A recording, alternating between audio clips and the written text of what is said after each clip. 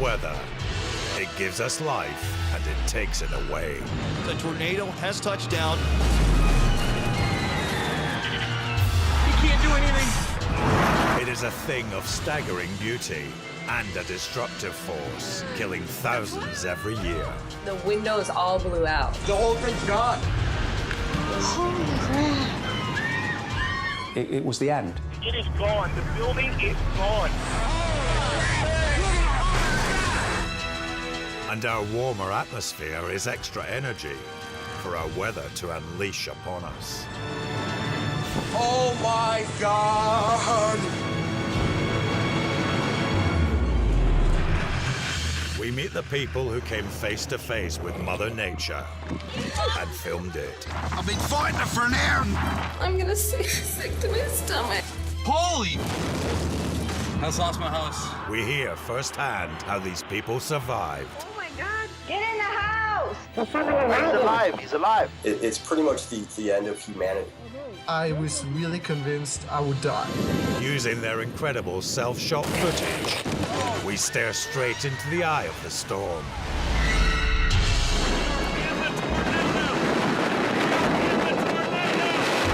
And witness up close the sheer force of nature.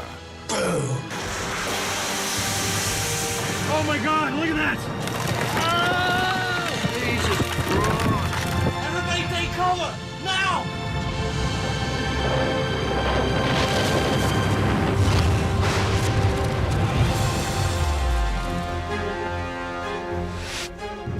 Coming up in this episode, wildfires out of control in Canada. People flee for their lives. Holy! I just lost my house. A tornado hits the homes of two sisters, and one gets hit.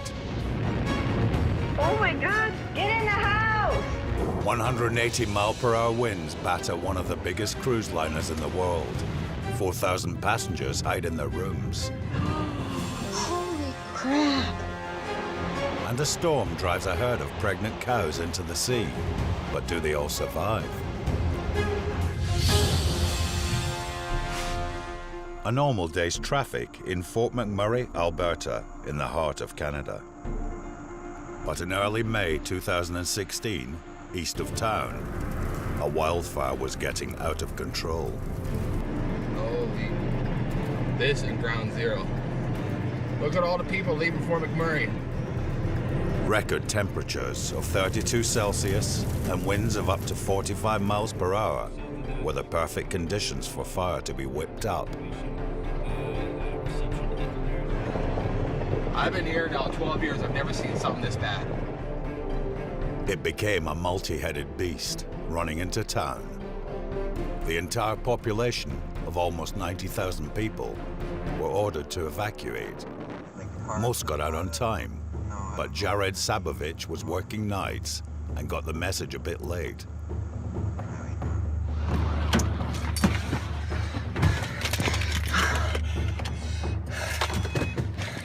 Went out front and just saw that the whole neighborhood was on fire. You know, like everyone's grass was on fire and everything was still raining in. And I just remember thinking it was such a crazy sight, and that I just pulled out my video and I just started recording.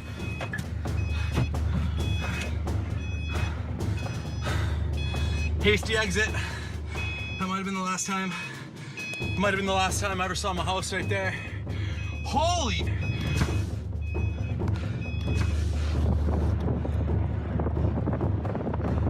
Time to make a hasty exit, eh? On the horizon, a fireball was obliterating everything in its path. That's the last time I ever saw my house. I know it. Insurance, you better do me good. I just lost my house. No big deal. No big deal. It's all good. That sucker's burning down for sure. You want those reaction vids? Here's one. I'm not crushed, I ain't crying, it's all good. People have gone through worse. Things were good before this and things will be good after this. Good luck, everyone. Also leaving it late was 25-year-old Michelle Chamberlain, whose dashboard camera captured his escape. flames started getting a lot more intense and a lot more closer. You could start smelling a lot of smoke. Yeah, I could feel the heat in the car. It's not even funny. People would start to panic. It just felt unreal. Felt like it wasn't happening. I started driving by those flames. When you see them really engulf and embers started falling down, that's when I really thought this was a big fire. This was serious. This was gonna get out of control. Cars and wild animals jockeyed for position on the roads out of town. Oh my God. The road became a tunnel of fire. Each driver had less than an inch of metal to protect them from fast-moving flames, lethal temperatures, and poisonous smoke. Your eyes started getting watery. You really start feeling the flames. I don't know where to go. It really looked like something that you always see in the news. It was a scary sight, a little too close for comfort. Oh my God.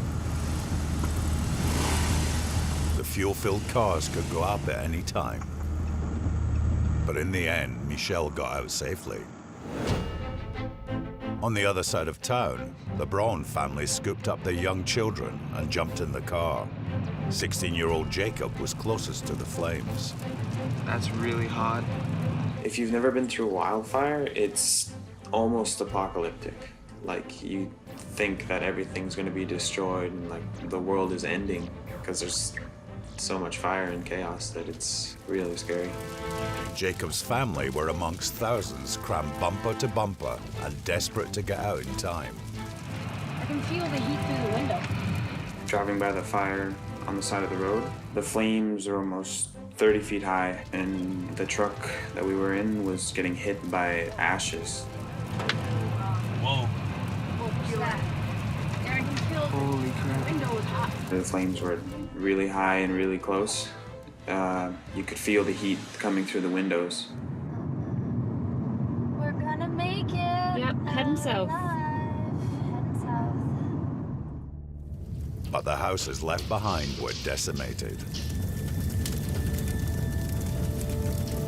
Homeowners left the lights on as they abandoned pet fish, family portraits, and prized possessions to the hunger of the fire.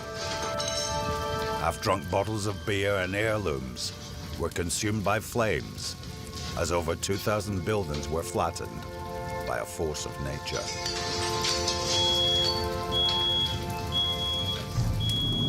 Oh my God, look at that fire. Almost 50 helicopters carrying huge buckets of water tried to quench the forest of flames. But in the built-up areas, firefighters like Rob Bonner were running out of water. The first time we were there in the fire itself, it was a little surreal because everything was burning and then there was fire on both sides and embers floating around and nobody else was around. It was kind of apocalyptic. And without enough water for all the fire, you'd have to really watch a house burn without touching it. We're obviously not used to that. That was the surreal part for me, was just because it was so big that you'd have to just say, well, that house is going to go, and there's nothing you can do about it. By night 3, some houses had to be sacrificed to save others. We used backhoes and plows and knocked down two rows of garages and a row of houses, because those houses were going to burn anyway. I feel bad for all the people that had to do that. They kind of lost everything.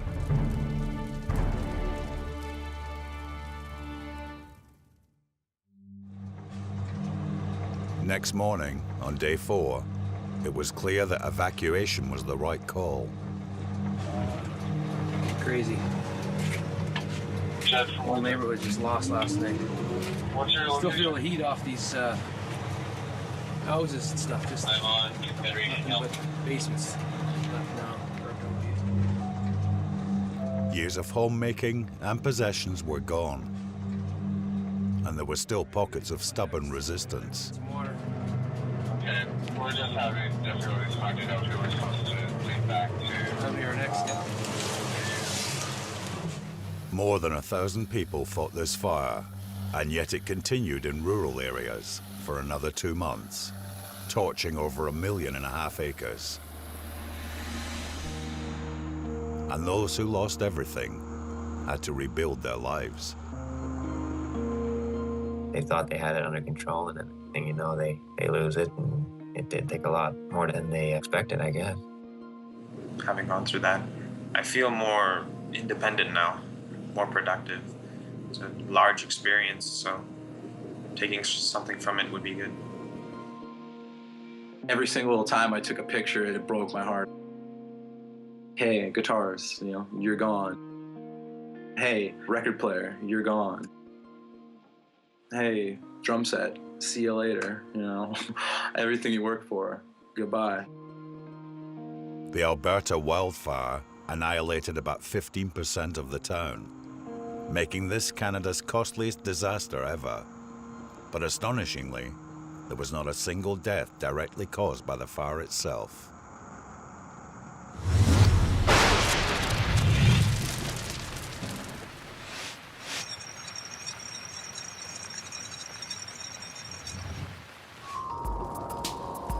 Wildfires are much more common than you'd imagine. The Alberta Fire Department in Canada puts out over 1,000 per year. But a change in wind direction catches this firefighter out. Fires can travel at terrifying speeds of 12 miles per hour, which is a bit faster than a fully kitted up fireman. Luckily, there is a lake just where he needs it. Driving is the quickest way out of a forest fire, but even then you are not always safe. These four men are fleeing an inferno in central Russia. It's torched 2,300 square miles of forest, destroyed 1,000 homes, and killed over 20 people. Burning trees have fallen across the road, but that doesn't deter this driver.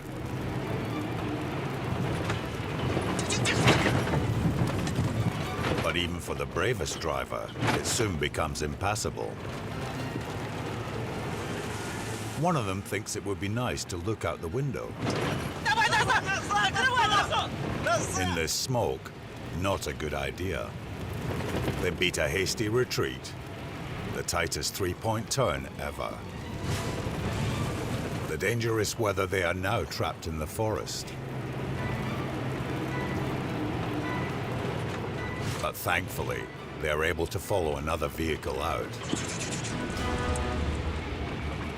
To catch small fires early, firefighters are actually parachuted into remote forest areas.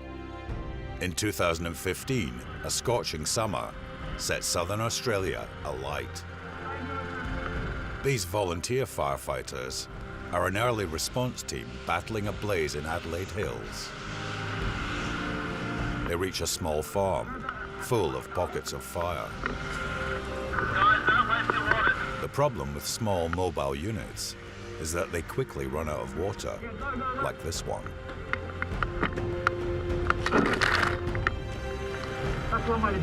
So, finding water supplies on the ground is one of the biggest challenges to fighting wildfires.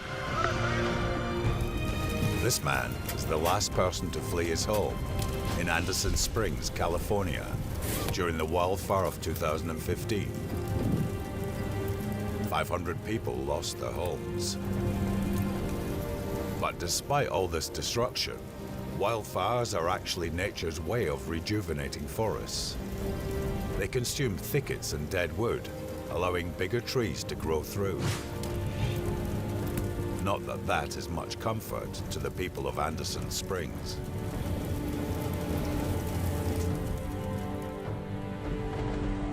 Remote motorways are particularly at risk. Drivers on the Cajon Highway in California are stopped by a blazing brush fire. And just when you don't need a traffic jam, it burns straight towards everyone. Unfortunately for them, wildfires actually travel quicker uphill. Although most people seem more concerned with getting a nice picture, this blaze destroys 20 vehicles and hundreds of people have to flee on foot. Wildfires are not all bad. As well as being nature's way of birthing a new generation of plants and trees, they can also be quite beautiful. This firenado is a combination of fire and mini tornado, with some fire extinguishing foam thrown in. It's an alluring spectacle, but no less dangerous. The twister jumps across the track and ignites a new blaze. Wildfire is Mother Nature at her most beautiful. But don't be seduced. She's just as deadly.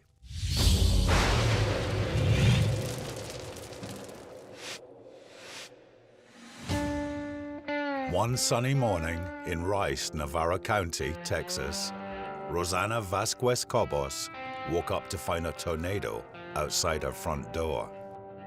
The tornado was far away. When it was across the street with the sun behind it, it looked beautiful. I just started filming it. But when the tornado gathered pace, it changed from beauty to beast and turned towards her house. Get in the house! Get in. I'm watching this. Anthony, I mean it. Okay. I'm never gonna see this again. This is from our front porch. Oh my God, look at over there, all that stuff. It's coming right at the house. A tornado warning went out online and on the radio. When I received the notification that day from the National Weather Service that severe weather was quickly developing across the northern portion of the county, I immediately went into response mode. Emergency coordinator Eric Myers hit the road to monitor its path. Definitely got quite a bit of debris back to my west. Rosanna had a safe room for tornadoes, but her children were not in it. Anthony, hurry up! Oh my God, get in here before y'all get hit with something. Come on, Anthony, Angel. Where's Angel? Where's your sister? Out on the road, seasoned tornado expert Eric knew he was vulnerable. Stop here. Looks like it's going to come across our path just shortly in front of me. Don't want to get too far in front of this in case it makes a right-hand turn. The twister was still on track for Rosanna's house. Oh gosh! Hurry up! Get in! Just on the corner of my house, and you can see the tornado. It was on, on our property. As soon as we closed the door and they realized how close, what a close call it was, their eyes were just huge, like, oh crap, this is real.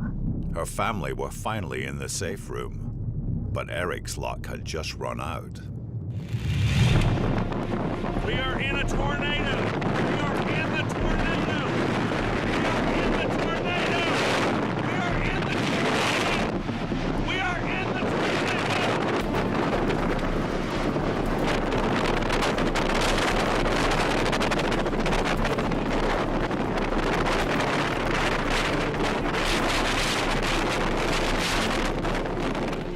The only thing you can see and the only thing you can feel is the intense bombardment of debris moving. It shredded the roof of Rice Elementary School, sending chunks of metal towards the open window of Eric's car. And the sound is unlike anything you've ever heard. The closest thing I can relate it to is a jet engine.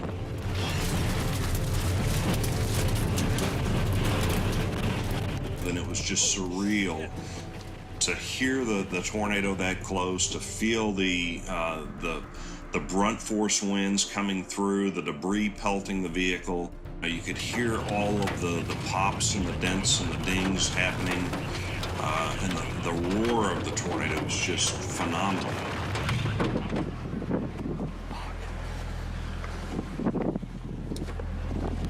This just went right over us. Just went right over us. You're in shock. You're in disbelief about what you just went through. I'm just glad to be alive. It's one of those feelings that you hope you only have once in your lifetime. The tail of the tornado was above Rosanna's house when she emerged, alive but mesmerized. When I turned and I saw that, I thought it looked beautiful. It looked really amazing. Rosanna may have survived, but next door, her sister's house took a direct hit. And then you see that, and then you feel horrible because here you thought this beautiful thing destroyed your sister's house. and it could have taken their lives. We got here, but not as bad as Naomi, and she's the one that had the worst. Go see they're okay. Brian, go see if Naomi's okay. Oh my God. Just an awful, awful fear that they weren't okay. Yeah, she's more than my little sister.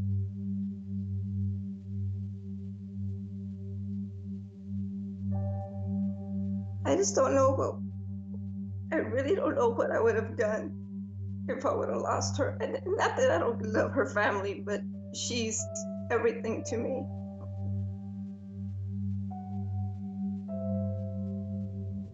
The tornado came from the west, traveling east. Aerial photos chart the path of devastation through Rice. First, it cut a train in half, throwing the containers 160 feet from the track. Next, it hit the school, ripping off the roof and folding the brick walls. Mercifully, it was a Sunday, so the children weren't there. Rosanna's home was spared by a few feet. But next door, her sister Naomi was huddled in a safe room with her husband and 3 young children. It was a direct hit, but unbelievably, no one was injured.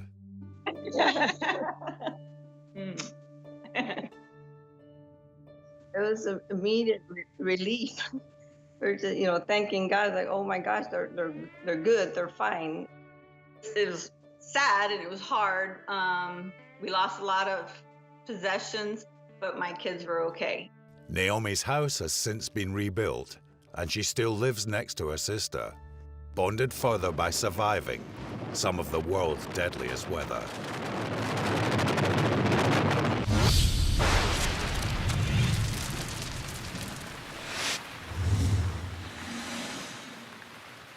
Deadly weather and vehicles frequently clash head-on. This driver may have been cut up, but the car in front takes the brunt of the wind.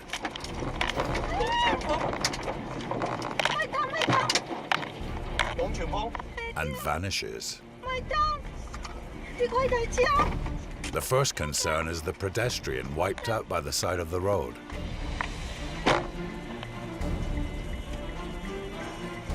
The white car is nowhere to be seen.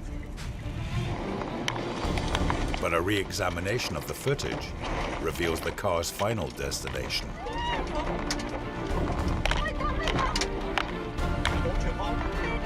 Lifted up by the tornado and dumped behind the tree. It'll take more than the dashboard tissues to clear up this mess. Deadly weather and the road don't mix. A caravan holiday in Wyoming is not much fun when the wind picks up. There's truckers keeping a close eye on an empty caravan buffeted by strong wind.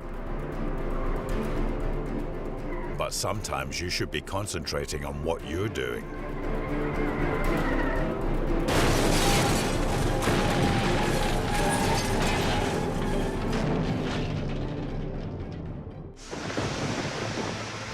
Even when you're watching traffic in a storm, things can get electric.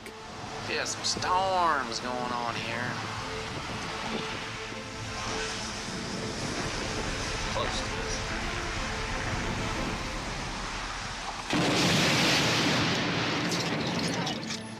Dang!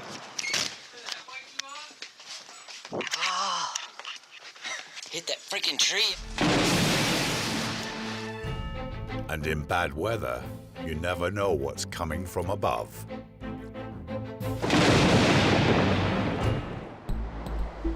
Driving in Kuwait is not for the faint-hearted at the best of times, and sandstorms are a natural hazard.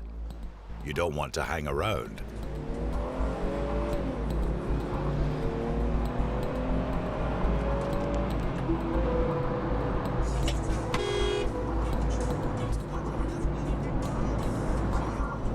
About to be engulfed. When there's only one way to go, sometimes you have to take what nature throws at you. It's getting dark.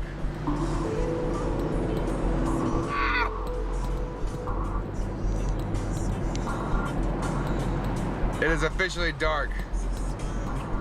The sun is blocked out by a sandstorm. Oh my God, you can't see anything. Jesus. No way. I can't believe this. It's completely pitch black dark. Wow. Wow.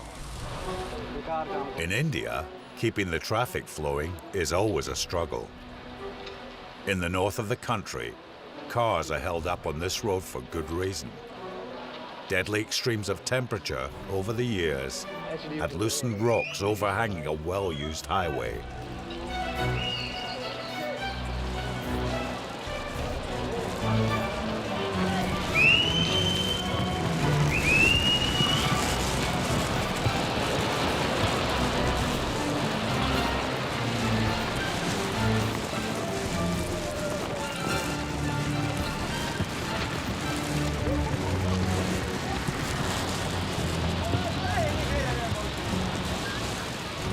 From another angle, a road sign is the ultimate in understatement.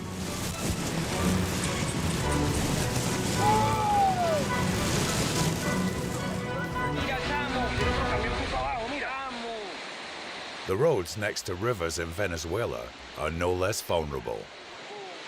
2 days of rainfall causes a flash flood, taking empty cars with it. But some of them aren't empty.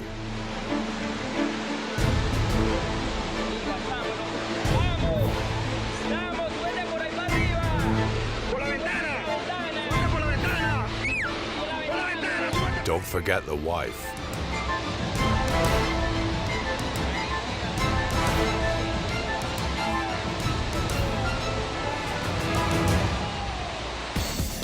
So next time you hit a rainstorm in the car, just remember, it could be a lot worse.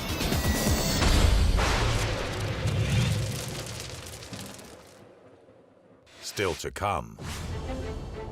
A hurricane threatens the lives of 4,000 passengers on a holiday of a lifetime as their ship is rocked by 26-foot waves.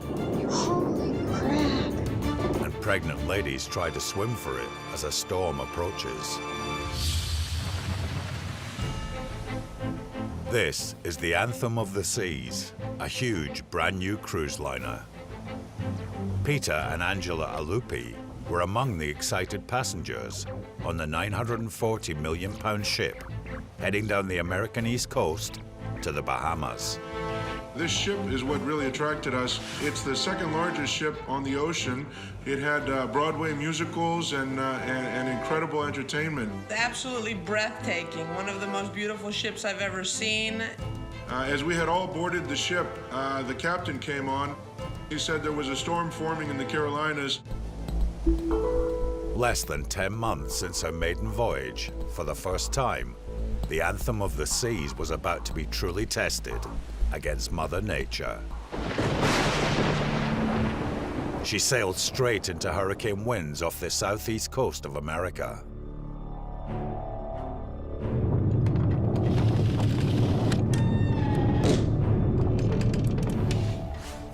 People at this point were nervous, a little tense.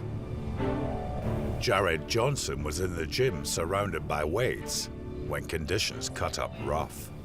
That's when I heard a big crash and a woman scream. And I turned around, and what had happened was a trash can had actually slid across the entire gym floor and knocked this woman over. And that's when I thought, okay, this is getting bad.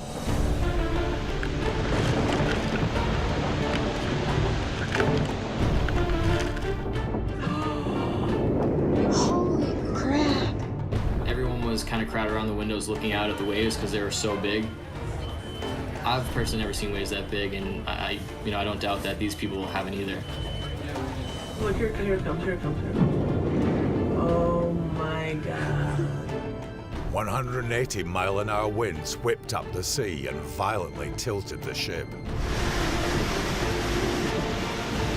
Giant waves battered the 160-foot high liner. Oh my God, look at that wave. That was higher than our ship.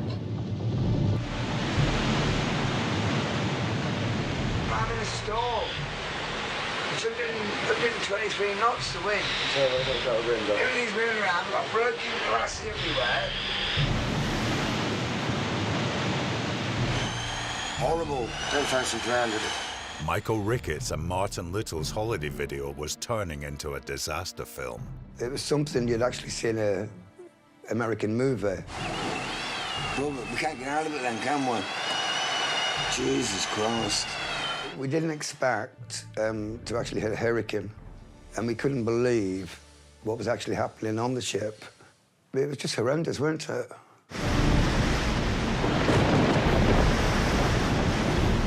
The actual TV screen actually in the cabin, we could actually see the outside, and everything was just flying around and smashing and falling over. And Parts of the ship were being claimed by the sea.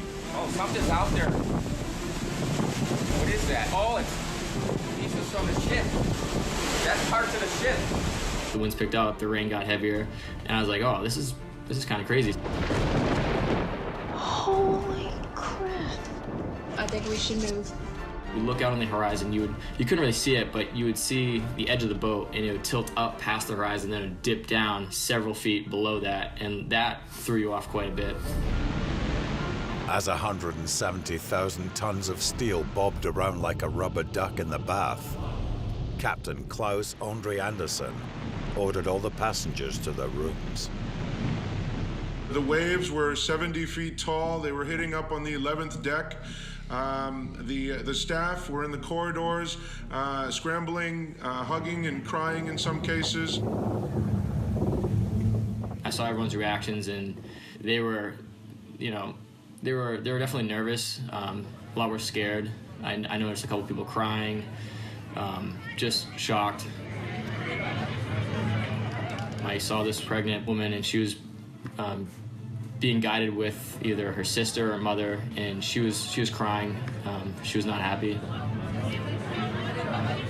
People were kind of like holding on to things and walking slowly, or walking like they almost were drunk. They couldn't, walk a straight line.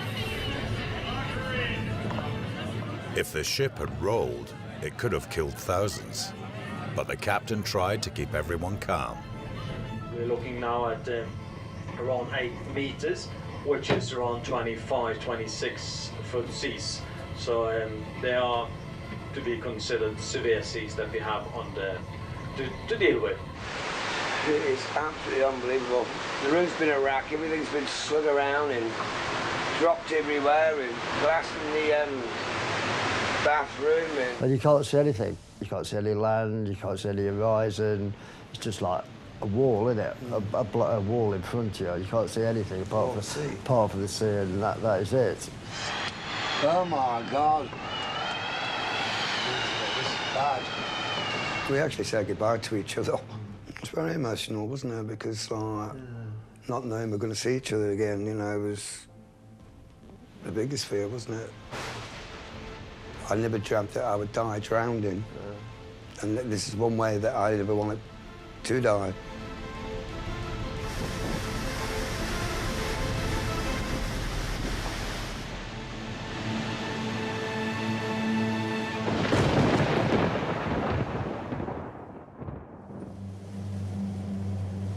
In the early hours of the morning, the storm finally passed. Captain Klaus Andre Andersen put on a brave face. Yesterday turned out to be probably one of my worst days at sea, if not the far worst day at sea. I know many of you was afraid yesterday. It could be much, much worse. There were just a few minor injuries to passengers, but with another storm brewing and considerable damage on board, the decision was made to return to port. There were 6,000 souls on board, and all that needs to be taken into consideration when deciding to drive a ship into a storm like that. Owners Royal Caribbean refunded all passengers, but how many will be rushing to go on a cruise again remains to be seen. To come home was very disappointing, but at least We're here to tell the story. This whole experience has changed my outlook on weather and Mother Nature as a whole, and how unpredictable the weather can be. Because of the sheer power of it and the size of that ship. And you're just helpless, totally helpless.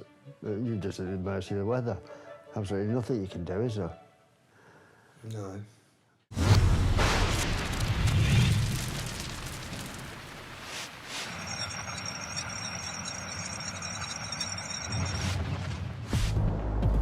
Most storms originate out at sea, making sea weather particularly volatile.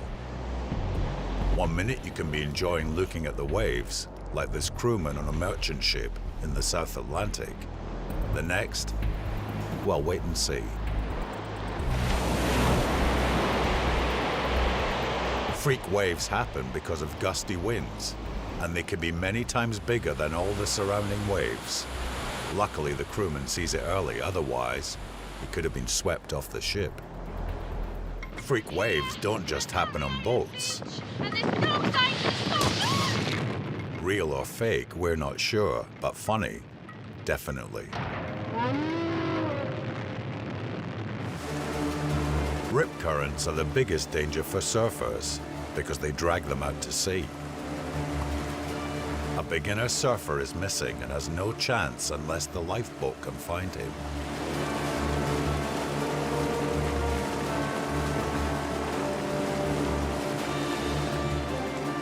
They spot him, exhausted and towing his surfboard.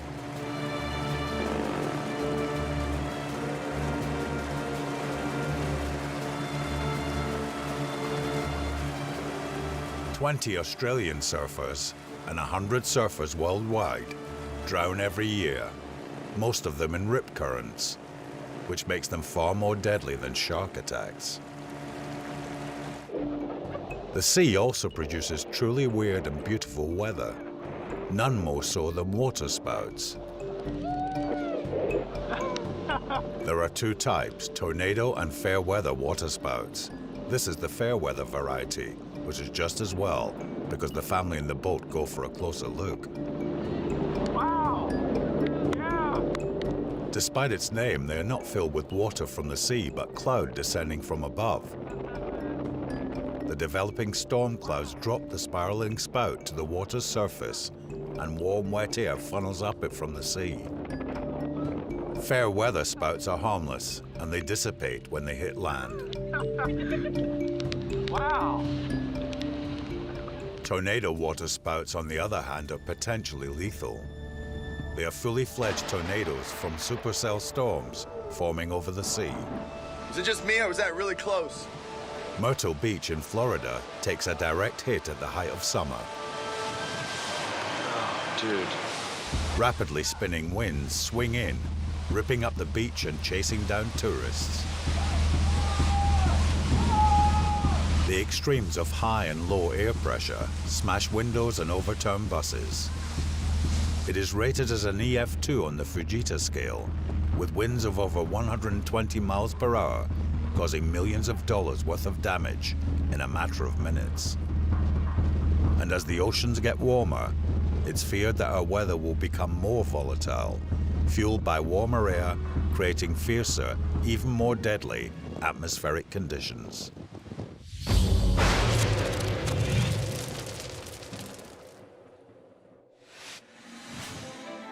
Animals can sense dangerous weather even when we can't. A lesson learnt by farmer Alan Jago on the south coast of Ireland. I've been farming since I've been knee-high to grasshopper, farming alongside Dad. So it was 10 to 5 and my phone rang and it was Dad. And Dad said, come over straight away and bring a rope. And that's when I knew something was drastically wrong. And I headed over to the field where the heifers were. So as I came to the field, I saw no cattle in the field. I saw the wire snapped, and then I could see all these little tracks through the firs. In November 2015, a sea storm was brewing, and his cows panicked. They broke through an electric fence and tried to shelter in some coastal rocks. With the light fading and the weather worsening, they had to be moved to safety, urgently. I literally see 11 animals stuck inside in the sea, with my father one side of the rocks and my brother on the other side, trying to keep them back in as they were trying to kind of swim out to sea. I came down my ropes and I said, what are we going to do with these ropes? And they both turned around and said to me, we don't know either, but we know we need to do something. With cows and farmers out of their depth, Alan alerted the Royal National Lifeboat Institution, and these volunteers faced a unique rescue. Pagers went off, we assembled in the station, we launched, and we proceeded to the casualty area. Even the dolphins seemed like they wanted to help. Back on the rocky outcrop, the tide was coming in rapidly. The cows were beginning to panic. They were hurting their legs, they were hurting their hooves, they were hurting their sides, they were falling, they were cutting themselves. It really was a helpless and a hopeless situation for both the animals and ourselves. We were down with the animals for maybe 3/4 of an hour. It seemed like a day. It was the longest time ever. You heard the sound of this motor coming around the headland, and it was just the most fantastic sight you ever see. But the lifeboat spooked the pregnant animals even more. Again, a boat, they've never seen a boat before. These guys in big suits. They decided to pull the heifers and their unborn calves to the safety of the next door beach, where they could walk out of the sea. Mark planned to lasso them around the neck, and the boat would pull them round the headland. But lassoing cows at sea isn't that easy. One cow attempted to make an escape, but turned back in fear, straight into Mark's rope. The guy in the boat pulled the heifer out straight away, but immediately it was quite obvious that the head of the animal was going under the water.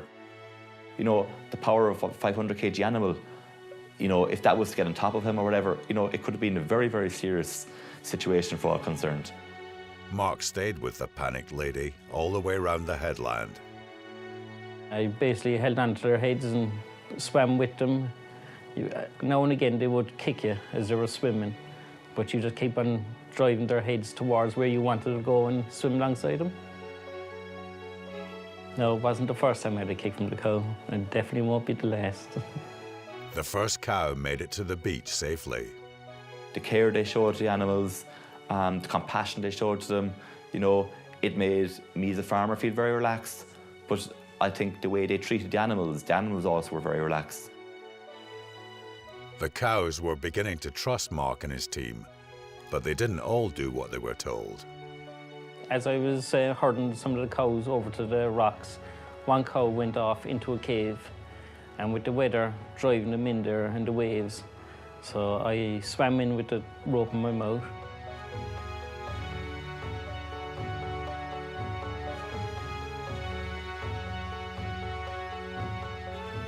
We had no idea what was going to happen or how far this alcove went in. This animal had literally nowhere to go, and you were this incredible guy, this volunteer. When I was in the cave, the waves and weather was breaking over the cow, so it was probably the worst place to be. Climbed up over him and put the rope over his neck, and with the help of the other lifeboat crew, we pulled him back out to safety.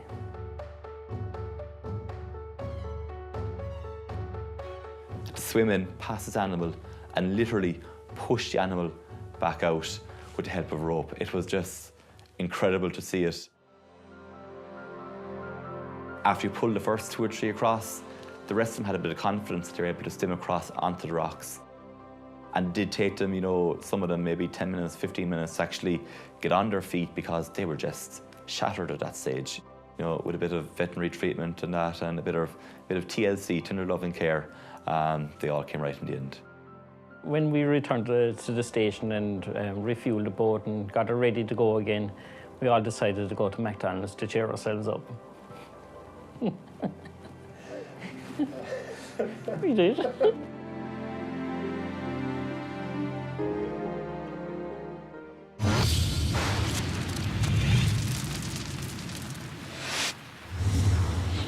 There are 2 types of people in life.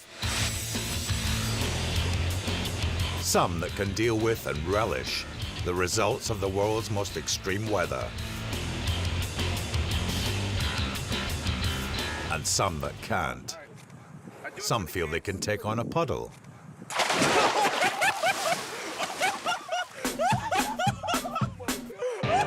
But get out of their depth.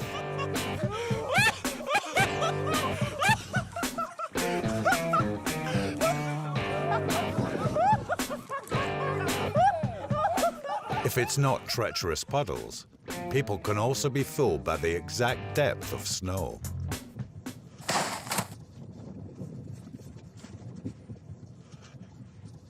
In Wales, rain may occasionally stop play and block drains. It's just gushing out of all the manholes. But for this champion sewage swimmer, it's an opportunity. Oh, it looks lovely. You can do it! Keep going! You're halfway there! With the job done, this guy has no fear of putting the effort into effluent. He's probably contracted like at least 5 parasites and 2 diseases now. In this episode, we've seen Mother Nature at her wildest and worst. We've seen how powerless we really are. And next time there will be more, because weather stops for no one.